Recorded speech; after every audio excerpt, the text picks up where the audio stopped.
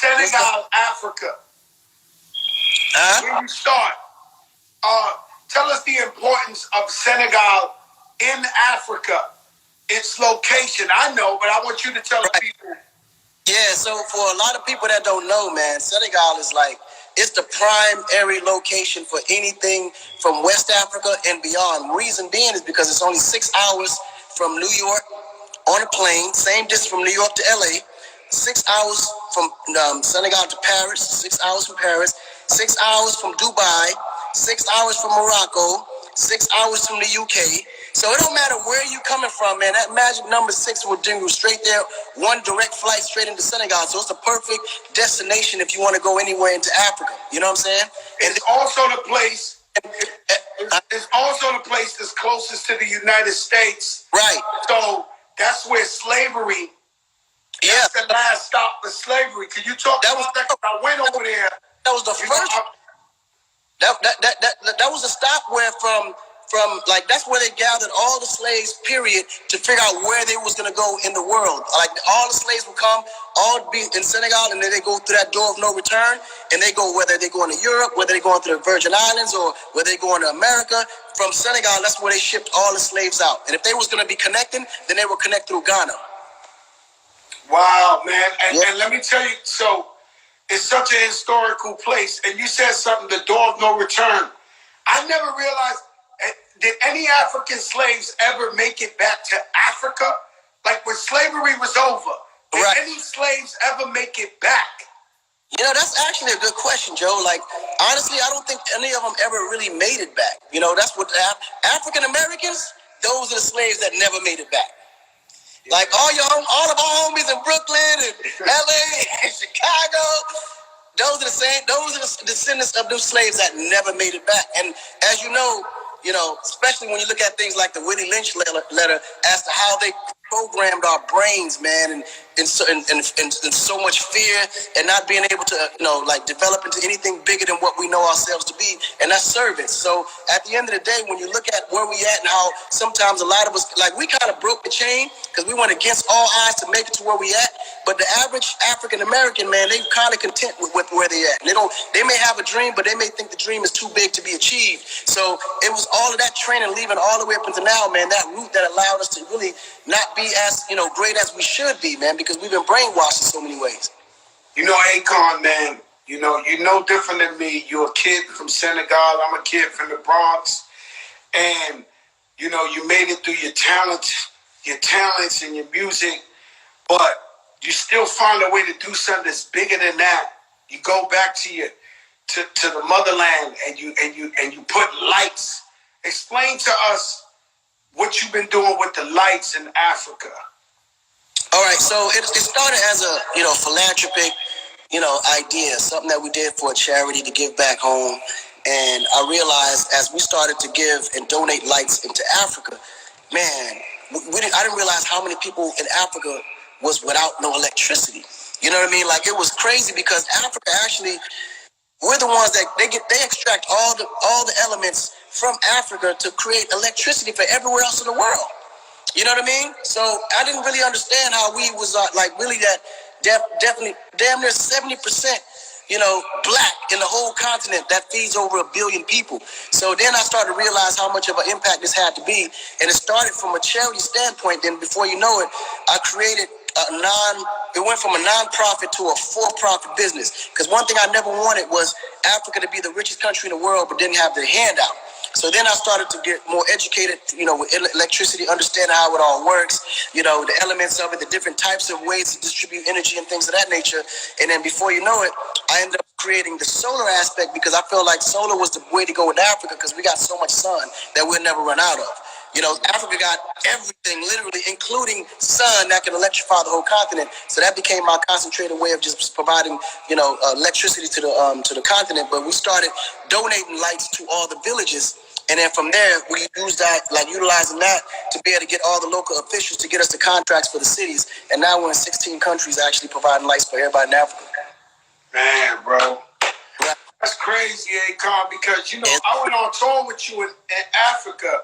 Right. And I don't know how honest I can be on this live, but me and you was on tour, man. Right. And every country we went to, it's about 6 Lamborghinis, 6 drop top Ferraris, and every place we come out, it's like Akon get to pick whatever car he wants. You jump in the car, and massive, beautiful women waiting for Akon all over Africa. You too, Joe. You too, Joe. No, I'm just saying, stop. Yo, Akon, I'm sitting there and I'm like, yo, Akon, something else. I say, yo, Akon, you're really the king of Africa. Like, I watch you stand there and people trying to get at you. We performing in stadiums, and people on, like, just say the football things, they breaking the whole shit down. You know, like when the goal, like, I see something with you I ain't seen nowhere else. And the thing about Africa, what people may not know, is that there's different countries all over the continent. Right. But you're the only one guy. Like, besides you, what is it? Happy birthday to my brother Romelu Lukaku. Is it a soccer player? Like, who? Could you reflect all of Africa? So everywhere, every country we went to, they felt like you was from there. Right. Yeah, because I mean, I always looked at Africa as one big, large continent. Of course, you got East, West, North, and South Africa, but colonially, they try to make us separate each other and say, well, no, I'm from Niger Delta, or I'm from Senegal, or I'm from Cameroon, no, I'm from South Africa, I'm from Zimbabwe. But at the end of the day, man, it's hold hard. on 1 second, Akon. Tell me colonial. Let me break down colonial to the people here. What does that mean? So Africa was broken down into like different colonial properties, right? You got the French that own and control parts of Africa. You got the British that own and control parts of Africa. You got the Italians that run, and then you got the Portuguese also that run and control certain parts of Africa, right?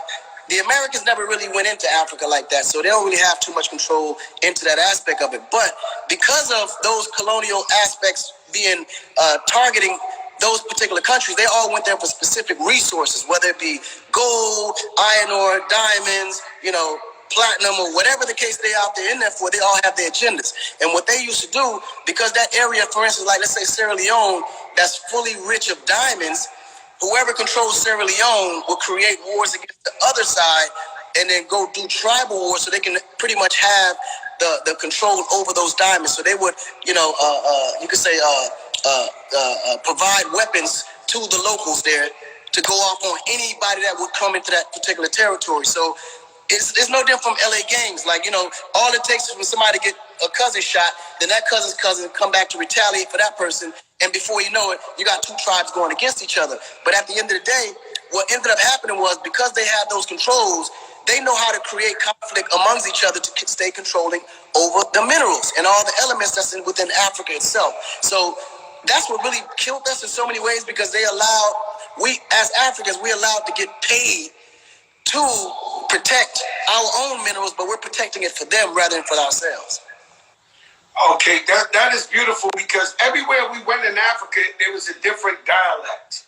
Right. So in Equatorial Guinea, all they speak is Spanish. Senegal alone got over 1,500 languages. That's just one country. That shit's crazy. Equatorial Guinea, people don't know. Right. There's a country only talks Spanish. Yeah, so in Africa. Spanish, Portuguese, and French. Yeah. And then so you go to Angola, right? Speak Portuguese. Right. So I'm going all around Africa, and everybody's speaking different languages. And that's when I get to my concept. When I say, I believe we all African, even Caribbean Latinos, right? Because slavery came to Cuba, slavery came to Puerto Rico, slavery came to Santo Domingo. A lot of people don't understand, like Puerto Ricans. Let me explain why Puerto Ricans and blacks are so tight, and we're so like, it's just something about, if you notice, and I know you notice this, Joe, when you out there, like between the Puerto Ricans and Dominicans, right? There's a certain bond between black people and Puerto Ricans, right? Because we got so much in common, right? And then there's a huge bond between even Dominicans and Haitians, right? But this is the thing. People don't even realize Puerto Ricans are Portuguese.